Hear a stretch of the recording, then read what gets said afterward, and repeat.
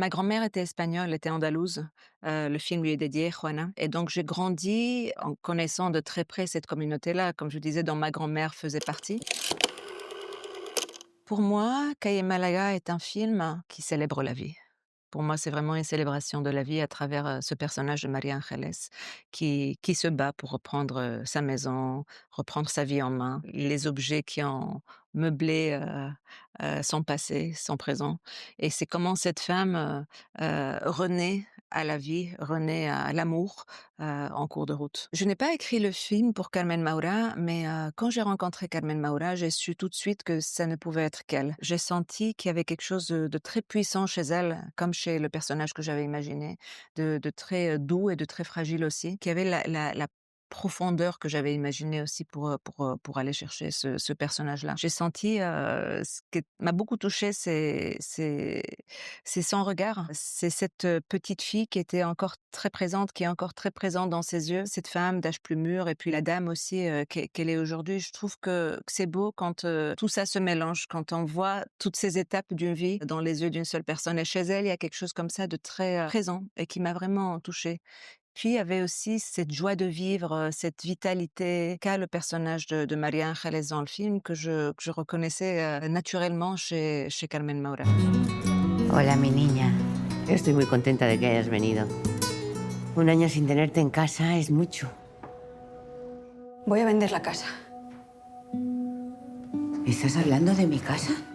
J'ai grandi en parlant aussi espagnol à la maison parce que quand je suis née, ma grand-mère vivait avec nous à la maison et ma langue maternelle avec ma mère était essentiellement l'espagnol. J'ai grandi très, très proche de cette communauté. J'ai toujours été très touchée par cette communauté, surtout en grandissant et en prenant conscience, du fait qu'elle était en train de disparaître petit à petit parce que dans les nouvelles générations, les enfants partaient s'installer en Espagne, ils ne revenaient pas au Maroc forcément, les parents restaient. Parfois, les parents finissaient par partir rejoindre leurs enfants, d'autres fois non, ils voulaient rester à Tanger. Donc moi, c'est quelque chose qui m'a beaucoup, beaucoup touchée dans ma jeunesse et plus tard, et je me suis toujours, posé la question sur l'appartenance. Ce que ça veut dire, concrètement d'appartenir, quelque part. Pour moi, Maria Angeles est un peu comme ma grand-mère. Elle est profondément espagnole, avec sa culture, ses traditions, sa foi. C'est plein de choses en fait, qui racontent qui elle est aussi, mais en même temps, elle est très, très tangéroise. C'est quelque chose qui m'a toujours beaucoup touchée, donc le désir profond de raconter cette communauté-là me vient de mon expérience personnelle. Necesito dinero, mamá.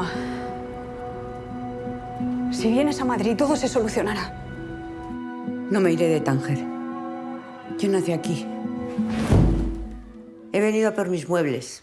Quiero comprarlos de nuevo. Célébrer la vie veut aussi dire célébrer l'amour, célébrer le corps, et je trouve ça très injuste, qu'en prenant de l'âge, on ne voit plus cet amour-là de la même manière quelque part. C'est-à-dire toutes les injonctions de la société par rapport à la vieillesse, à la place que la sexualité peut prendre ou pas dans la vieillesse, à ce qui est respectable ou ce qui l'est pas, et ça me blesse vraiment profondément, tous ces moules, tous ces carcans, dans lesquels, on met souvent les personnes âgées. C'est comme si on devait agir, d'une certaine manière, en vieillissant, répondre quelque part à des attentes de la société, à une image qu'elle nous renvoie de nous-mêmes qui n'est pas forcément, la bonne. Je trouve ça très injuste et j'avais juste envie de dire: «Ben, on a le droit de vieillir comme on veut et puis comme on peut aussi», parce qu'on ne vieillit pas tous de la même manière. Pour moi, ça, c'est aussi une liberté que de pouvoir vieillir comme on le choisit, et la sexualité dans la vieillesse, c'est une chose qui est souvent, vue comme,